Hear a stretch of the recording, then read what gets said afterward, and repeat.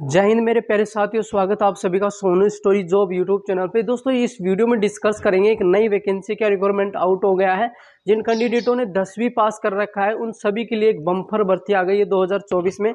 और दोस्तों इस वीडियो के अंदर यानी कि इस वैकेंसी में क्या क्वालिफिकेशन मांगा गया है, एज क्राइटेरिया क्या रहने वाला है, वैकेंसियाँ क्या रहेंगी और यहाँ पर सिलेक्शन प्रोसेस किस तरह का रहेगा, A to Z जानकारी मिलने वाली है। संपूर्ण जानकारी के साथ डिस्कस करेंगे। वीडियो के एंड तक बने रहो। चैनल पर पहली बार आए तो सब्सक्राइब जरूर कर लेना, जिससे कि आप सभी को दोस्तों अपने इस चैनल के माध्यम से नई नई वैकेंसियों के बारे में और एक्स्ट्रा इन्फॉर्मेशन मिलती रहेगी। चलिए शुरू करते हैं आज की वीडियो को। तो दोस्तों आप सभी के लिए नया वैकेंसी आ गया है, सरकारी स्कूल चपरासी। ठीक है, अब इसमें देखिए सबसे पहला पॉइंट रहेगा कि टोटल वैकेंसियां कितनी देखने को मिलेंगी। तो इस वैकेंसी को केवल 10वीं पास कैंडिडेट इसको फॉर्म अप्लाई कर सकते हैं। अब देखिए पोस्ट कितनी है, यानी कि 20,644 इसमें वैकेंसियां देखने को मिलेंगी, 20,644। ठीक है, अब कैटेगरी वाइज वैकेंसियों का यानी कि डिवाइड किया गया है। कैटेगरी वाइज वैकेंसियों को यहाँ पर बांटा गया है कौन सी कैटेगरी में कितनी वैकेंसियां देखने को मिलेंगी। तो देखिए दोस्तों एक बार यहाँ पर कैटेगरी वाइज वैकेंसियों के ऊपर नजर मारेंगे कि यूआर कैटेगरी में कितनी वैकेंसियां हैं, यानी कि 7,600 वैकेंसियां यूआर कैटेगरी में। ओबीसी कैटेगरी में कितनी वैकेंसियां हैं, यानी कि 6,344 वैकेंसियां देखने को मिलेंगी। ठीक है, इसी प्रकार ईडब्ल्यूएस कैटेगरी में देखिए, ईडब्ल्यूएस कैटेगरी में कितनी वैकेंसियां हैं, 2,730 वैकेंसियां हैं। उसी प्रकार एससी कैटेगरी में कितनी वैकेंसियां हैं, 3,209 वैकेंसियां देखने को मिलेंगी। और उसी प्रकार एसटी कैटेगरी में कितनी वैकेंसियां हैं, तो यहाँ पर 765 वैकेंसियां देखने को मिलेंगी। यानी कि आप सभी के लिए कैटेगरी वाइज वैकेंसियों को भी डिवाइड किया गया है। और साथ ही में बात कर लेते हैं नेक्स्ट पॉइंट अपना, यानी कि दूसरा पॉइंट रहेगा एज क्राइटेरिया।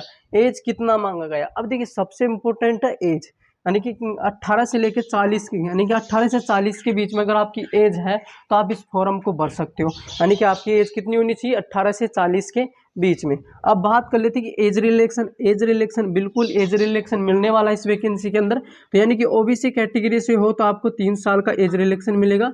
और साथ ही साथ में एससी और एसटी से हो तो 5 साल का एज रिलैक्सेशन आपको इस वैकेंसी के अंदर मिलने वाला है। ठीक है, और यूआर को बिल्कुल भी एज रिलैक्सेशन नहीं मिलेगा, जनरल वालों को तो मिलेगा नहीं। ठीक है, तो सिंपली यानी कि एज रिलैक्सेशन रहने वाला है। ठीक है, अब बात कर लेते हैं कि इसमें कौन कौन फॉर्म अप्लाई कर सकता है। ऑल इंडिया कैंडिडेट इसमें फॉर्म अप्लाई कर सकते हैं। मेल और फीमेल कैंडिडेट, यानी कि मेल और फीमेल दोनों कैंडिडेट इसमें फॉर्म अप्लाई कर सकते हैं। All India candidate form apply करेंगे।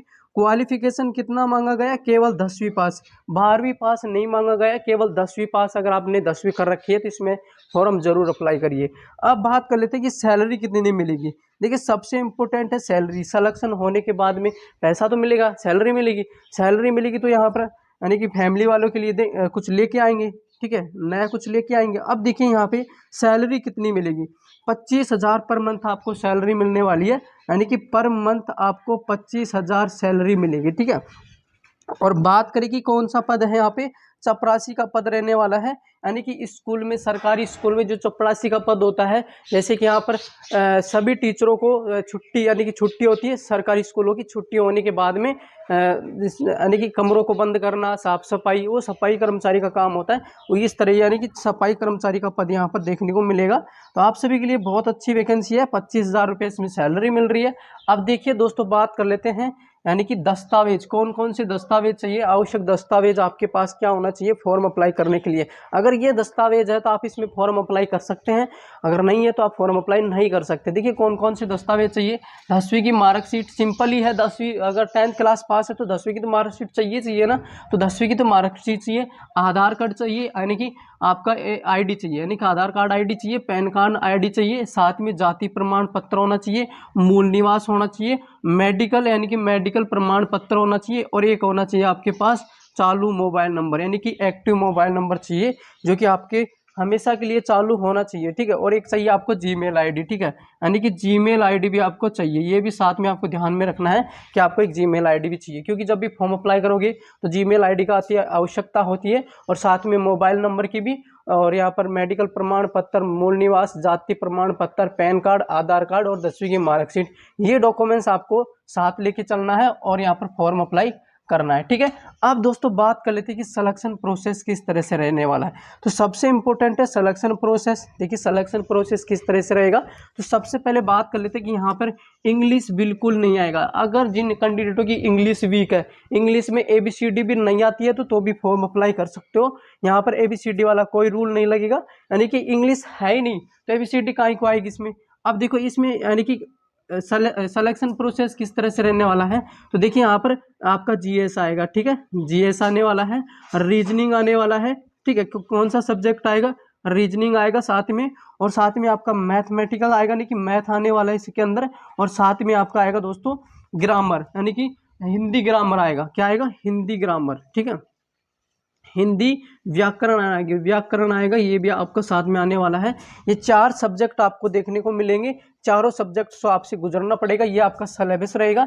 और सिलेक्शन प्रोसेस किस तरह से रहेगा, आपका राइटिंग एग्जाम होगा। राइटिंग एग्जाम होने के बाद में आपका डॉक्यूमेंट्स वेरिफिकेशन होगा। डॉक्यूमेंट्स वेरिफिकेशन होने के बाद में आपका मेरिट लिस्ट निकलेगा। अगर आपका मेरिट लिस्ट में नाम आता है तो बहुत बहुत बधाई आपको।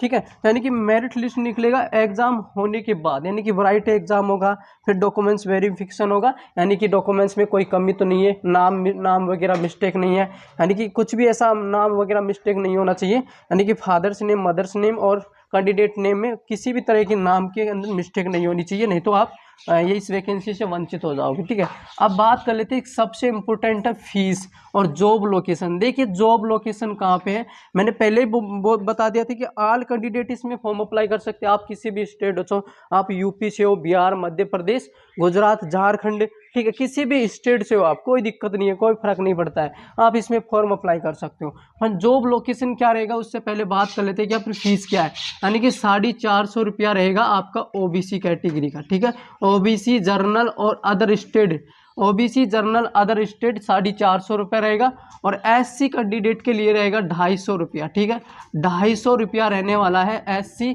कैंडिडेट के लिए, और ST कैंडिडेट के लिए 250 रुपया रहेगा, और जर्नल, OBC और अदर स्टेट कैंडिडेट के लिए कितना, 450 रुपया फीस लगेगा।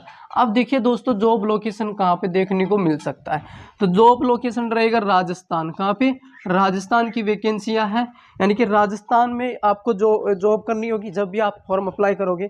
ठीक है, और इन प्रोसेस से गुजरोगे आप। ठीक है, जैसे कि आपने एग्जाम फॉर्म अप्लाई किया, फिर एग्जाम दिया, और आपका DV हो गया, यानी कि डॉक्यूमेंट्स वेरिफिकेशन हो गया, उसके बाद में आपको सिलेक्शन हो गया, तो आपको राजस्थान में नौकरी करनी पड़ेगी। आप किसी भी स्टेट से, कोई दिक्कत नहीं, राजस्थान में नौकरी करनी पड़ेगी। तो ये थी दोस्तों इस वैकेंसी को लेकर संपूर्ण जानकारी। कमेंट बॉक्स में जरूर बताना, कोई भी डाउट हो तो कमेंट कर देना, रिप्लाई मिल जाएगा। फिर मिलते हैं नेक्स्ट वीडियो में, तब तक के लिए जय हिंद, वंदे।